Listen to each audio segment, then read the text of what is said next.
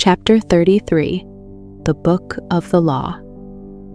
The silent yet powerful influences set in operation by the messages of the prophets regarding the Babylonian captivity did much to prepare the way for a reformation that took place in the 18th year of Josiah's reign. This reform movement, by which threatened judgments were averted for a season, was brought about in a wholly unexpected manner through the discovery and study of a portion of Holy Scripture that for many years had been strangely misplaced and lost. Nearly a century before, during the first Passover celebrated by Hezekiah, provision had been made for the daily public reading of the Book of the Law to the people by teaching priests. It was the observance of the statutes recorded by Moses, especially those given in the Book of the Covenant, which forms a part of Deuteronomy, that had made the reign of Hezekiah so prosperous. But Manasseh had dared set aside these statutes, and during his reign, the temple copy of the Book of the Law, through careless neglect, had become lost. Thus, for many years, the people generally were deprived of its instruction. The long-lost manuscript was found in the temple by Hilkiah, the high priest, while the building was undergoing extensive repairs in harmony with King Josiah's plan for the preservation of the sacred structure. The high priest handed the precious volume to Shaphan, a learned scribe, who read it and then took it to the king with the story of its discovery. Josiah was deeply stirred as he heard read for the first time the exhortations and warnings recorded in this ancient manuscript. Never before had he realized so fully the plainness with which God had set before Israel life and death, blessing and cursing, Deuteronomy 30:19, and how repeatedly they had been urged to choose the way of life, that they might become a praise in the earth, a blessing to all nations. Be strong and of a good courage, fear not, nor be afraid, Israel had been exhorted through Moses, for the Lord thy God, He it is that doth go with thee. He will not fail thee, not forsake thee. Deuteronomy 31:6. The book abounded in assurances of God's willingness to save to the uttermost those who should place their trust fully in Him. As He had wrought in their deliverance from Egyptian bondage, so would He work mightily in establishing them in the land of promise and in placing them at the head of the nations of earth. The encouragements offered as the reward of obedience were accompanied by prophecies of judgments against the disobedient. And as the king heard the inspired words, he recognized in the picture set before him conditions that were similar to those actually existing in his kingdom. In connection with these prophetic portrayals of departure from God, he was startled to find plain statements to the effect that the day of calamity would follow swiftly and that there would be no remedy. The language was plain, there could be no mistaking the meaning of the words. And at the close of the volume, in a summary of God's dealings with Israel and a rehearsal of the events of the future, these matters were made doubly plain. In the hearing of all Israel, Moses had declared, "Give ear, O ye heavens, and I will speak, and hear, O earth, the words of my mouth. My doctrine shall drop as the rain, my speech shall distill as the dew, as the small rain upon the tender herb, and as the showers upon the grass. Because I will publish the name of the Lord, ascribe ye greatness unto our God. He is the rock, His work is perfect, for all His ways are judgment. A God of truth and without iniquity, just and right is He." Deuteronomy 32:1-4. Remember the days of old, consider the years of many generations. Ask thy father, and he will show thee, thy elders, and they will tell thee.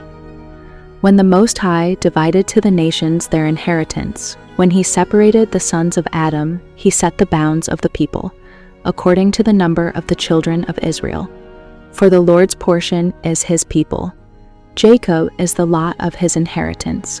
He found him in a desert land, and in the waste, howling wilderness He led him about, He instructed him, He kept him as the apple of His eye.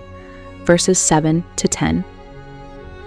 But Israel forsook God, which made him, and lightly esteemed the rock of his salvation. They provoked him to jealousy with strange gods, with abominations provoked they him to anger. They sacrificed unto devils, not to God, to gods whom they knew not, to new gods that came newly up, whom your fathers feared not. Of the rock that begat thee, thou art unmindful, and hast forgotten God that formed thee.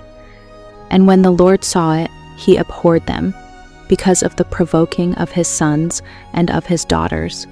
And he said, I will hide my face from them, I will see what their end shall be. For they are a very froward generation, children in whom is no faith. They have moved me to jealousy with that which is not God.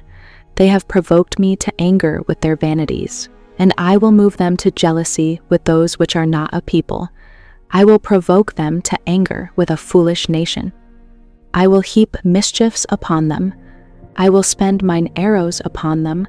They shall be burnt with hunger, and devoured with burning heat, and with bitter destruction. For they are a nation void of counsel, neither is there any understanding in them. Oh, that they were wise, that they understood this, that they would consider their latter end. How should one chase 1,000, and two put 10,000 to flight, except their rock had sold them, and the Lord had shut them up? For their rock is not as our rock, even our enemies themselves being judges. Is not this laid up in store with me, and sealed up among my treasures? To me belongeth vengeance and recompense. Their foot shall slide in due time, for the day of their calamity is at hand, and the things that shall come upon them make haste. Verses 15 to 21, 23, 24, 28 to 31, 34, 35. These and similar passages revealed to Josiah God's love for his people and his abhorrence of sin. As the king read the prophecies of swift judgment upon those who should persist in rebellion, he trembled for the future. The perversity of Judah had been great. What was to be the outcome of their continued apostasy? In former years, the king had not been indifferent to the prevailing idolatry. In the 8th year of his reign, while he was yet young, he had consecrated himself fully to the service of God. 4 years later, at the age of 20, he had made an earnest effort to remove temptation from his subjects by purging Judah and Jerusalem from the high places and the groves, and the carved images, and the molten images. They break down the altars of Baalim in his presence, and the images that were on high above them he cut down, and the groves, and the carved images, and the molten images he brake in pieces, and made dust of them, and strowed it upon the graves of them that had sacrificed unto them. And he burnt the bones of the priests upon their altars, and cleansed Judah and Jerusalem. 2 Chronicles 34, 3-5. Not content with doing thorough work in the land of Judah, the youthful ruler had extended his efforts to the portions of Palestine formerly occupied by the 10 tribes of Israel, only a feeble remnant of which now remained. So did he, the record reads, in the cities of Manasseh and Ephraim and Simeon, even unto Naphtali. Not until he had traversed the length and breadth of this region of ruined homes, and had broken down the altars and the groves, and had beaten the graven images into powder, and cut down all the idols throughout all the land of Israel, did he return to Jerusalem. Verses 6, 7. Thus Josiah, from his earliest manhood, had endeavored to take advantage of his position as king to exalt the principles of God's holy law. And now, while Shaphan the scribe was reading to him out of the book of the law, the king discerned in this volume a treasure of knowledge, a powerful ally, in the work of reform he so much desired to see wrought in the land. He resolved to walk in the light of its counsels, and also to do all in his power to acquaint his people with its teachings, and to lead them, if possible, to cultivate reverence and love for the law of heaven. But was it possible to bring about the needed reform? Israel had almost reached the limit of divine forbearance. Soon God would arise to punish those who had brought dishonor upon his name. Already, the anger of the Lord was kindled against the people. Overwhelmed with sorrow and dismay, Josiah rent his garments and bowed before God in agony of spirit, seeking pardon for the sins of an impenitent nation. At that time, the prophetess Huldah was living in Jerusalem near the temple.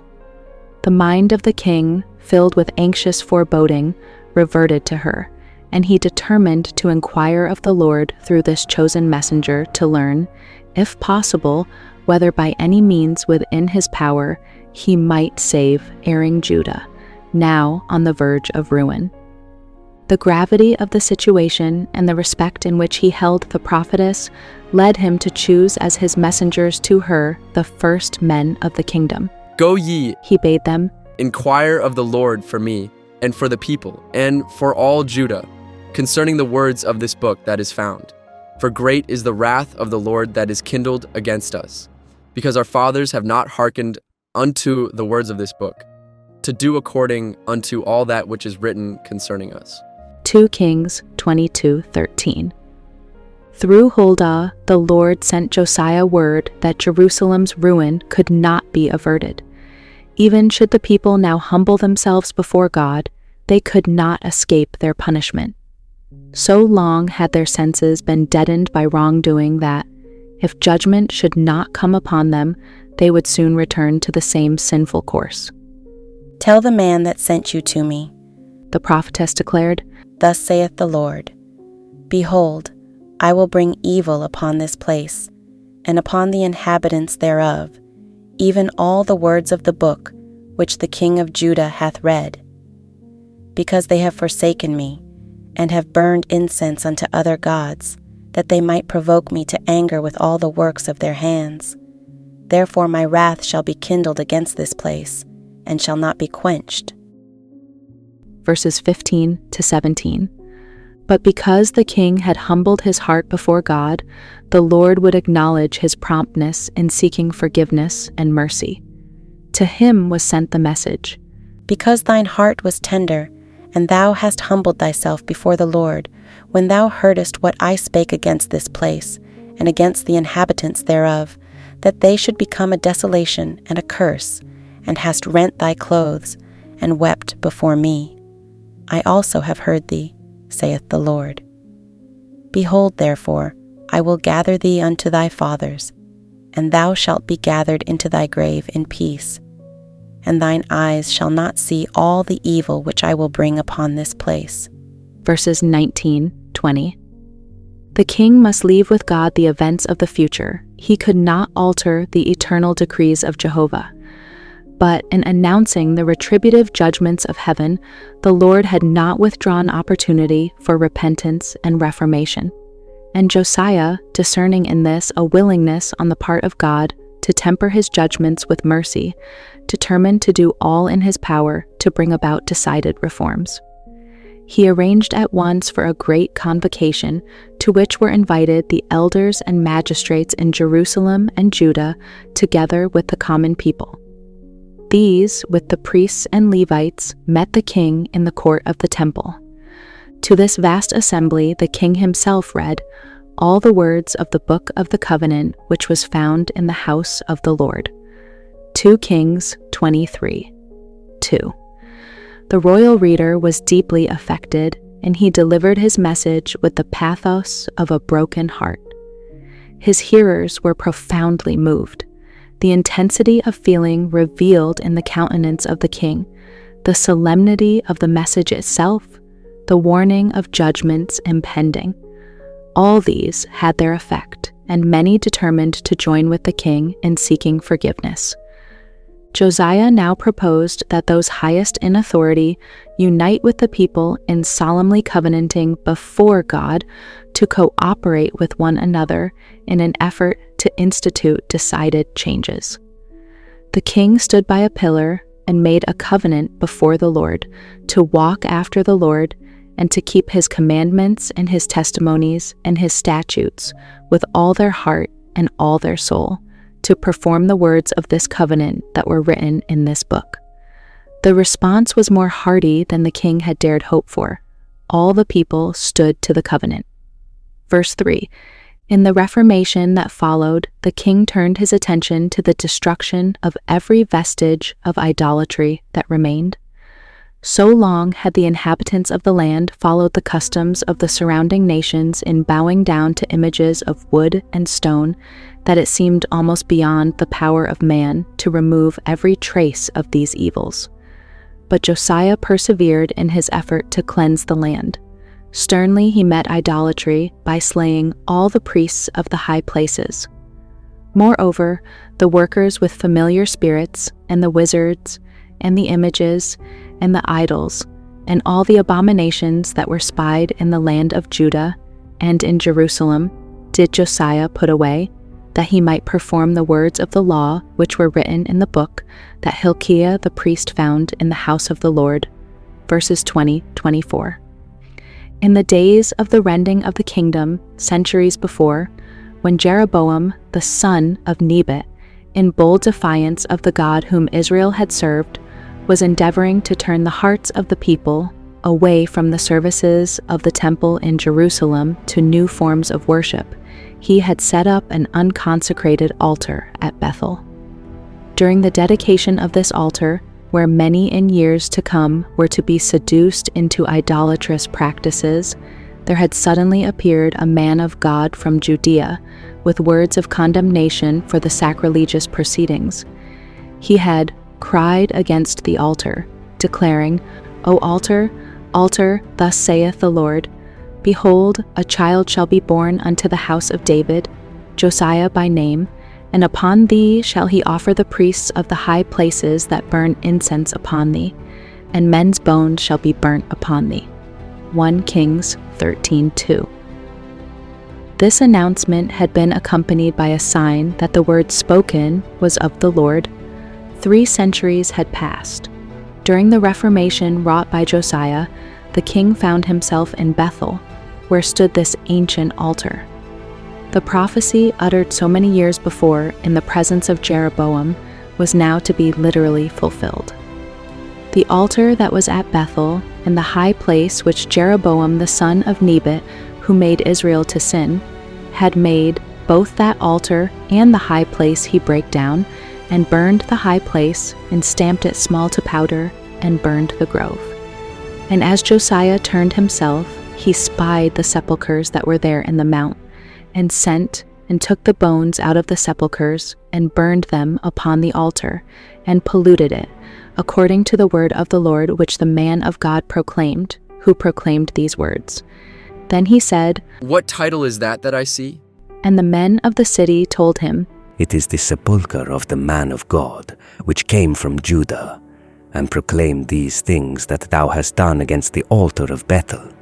And he said, Let him alone, let no man move his bones. So they let his bones alone with the bones of the prophet that came out of Samaria. 2 Kings 23:15-18.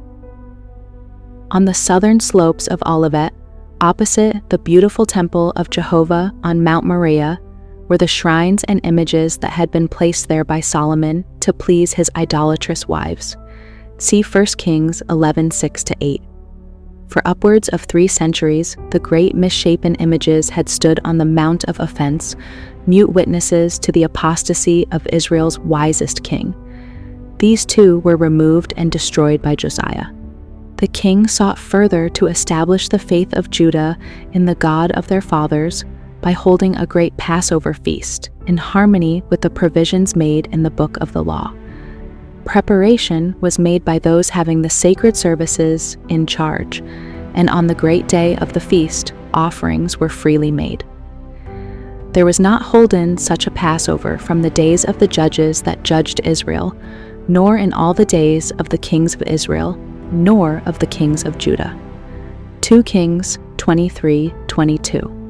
But the zeal of Josiah, acceptable though it was to God, could not atone for the sins of past generations, nor could the piety displayed by the king's followers effect a change of heart in many who stubbornly refused to turn from idolatry to the worship of the true God. For more than a decade following the celebration of the Passover, Josiah continued to reign. At the age of 39, he met death in battle with the forces of Egypt and was buried in one of the sepulchres of his fathers.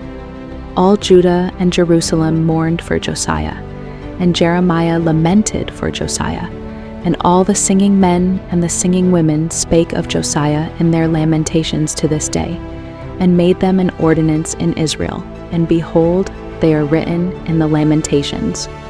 2 Chronicles 35, 24, 25. Like unto Josiah was there no king before him, that turned to the Lord with all his heart, and with all his soul, and with all his might, according to all the law of Moses.